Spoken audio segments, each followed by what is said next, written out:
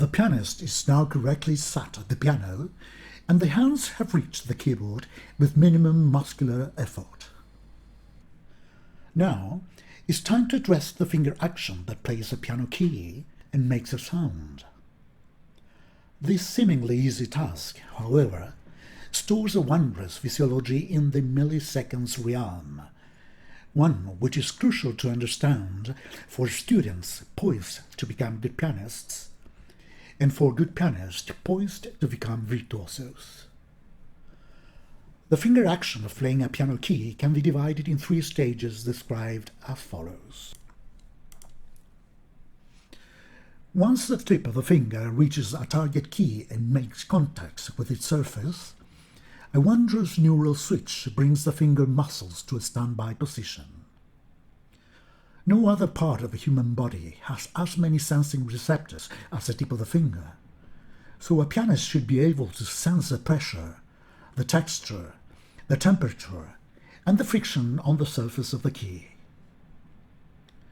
Fingertip contact suppresses tension when the finger is away from its reference position, and provides the brain with relevant data for finger orientation. Finger contact sensing also improves the timing feedback between fingers. This standby position is a strategic landmark to prepare intention. Intention because what's coming in this account is the moment of truth, flexing the finger and producing a music note.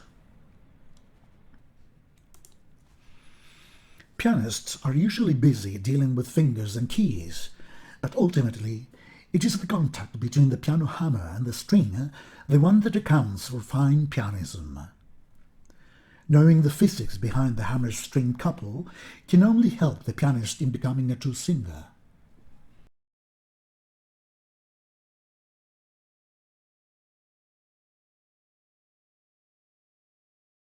Physics tell us that the force acting upon a piano hammer equals the rate at which the hammer is accelerated times its mass.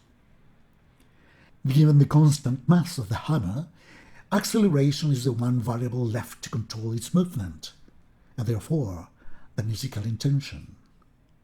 In turn, the finger will control hammer acceleration by controlling its sound acceleration of flexion. To do this, neural instructions are sent to several muscles involved in finger flexion, among them the leading interossei muscles in the hand. The interossei have a high proportion of fast twitch fibers that are highly innervated. The pulse of the contraction can be finely controlled and increased or decreased accordingly. Faster for a more forte sound, slower for piano or pianissimo dynamics. Interestingly, the hammer is thrown and released into the air before the key touches its bottom bed. As a consequence, it can be said that the music is made during finger fall and not by the contact force on the keyboard.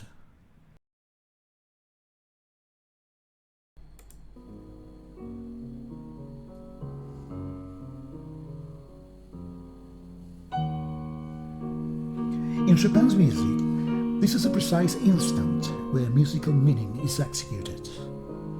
Fine control of interossei acceleration means more expressive control of the hammer motion, a motion that can now take a wondrous variation of possibilities.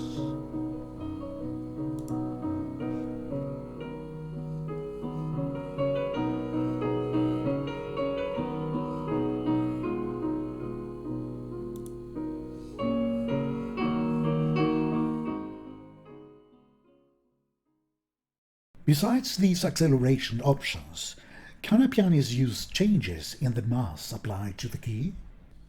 Well, of course. While a wide range of dynamics can be obtained with the finger alone, bringing the weight of the other parts of the upper limb will increase weight and therefore sound.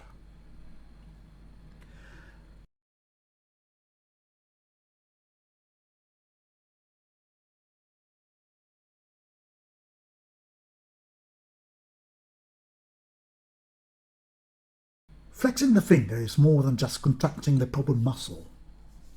The interossei muscle pulls, for example, is usually over by the time the key is halfway down. Due to this impulse and the help of gravity, the finger continues accelerating downwards, and just before the finger-key pair contacts the bottom keyboard, the finger goes into another neuromuscular wonder. A rapid transition where the strong flexor muscles of the forearm come into action to assist in supporting the weight and to assist in the next move of the hand. In summary, playing a piano note with the finger shows three distinct phases. 1. The sensing of the surface of the key to allow for a correct learning and command of music intention. 2.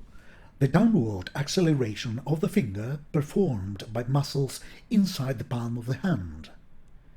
And 3. The support that the same finger provides once touching the bottom keyboard.